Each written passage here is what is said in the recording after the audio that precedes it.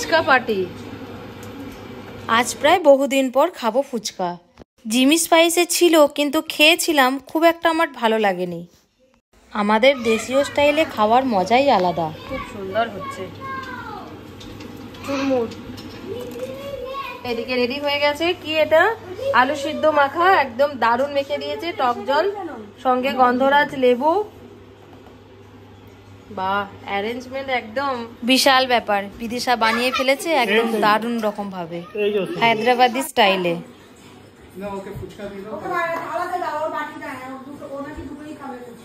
কে দুটো খাবে?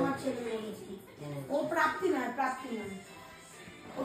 এখন কি বলে দেখো। মামা মা খাবি? আয় আয় শেয়ান, আয় বাবা, আয় এরিকা।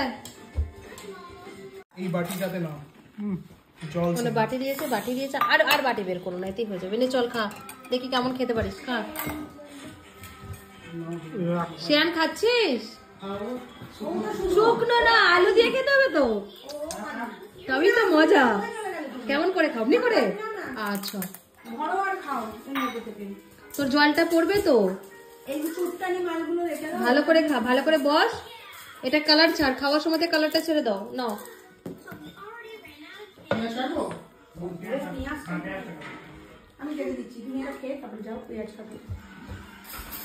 হচ্ছে।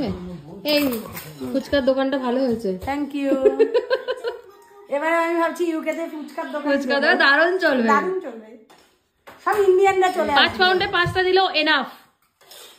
ও দেখো, 5 পাউন্ডে 5টা দিয়ে দেখবে আমি বড় লোক হয়ে গেছি। তারপরে টাকা রাখার জায়গা নেই।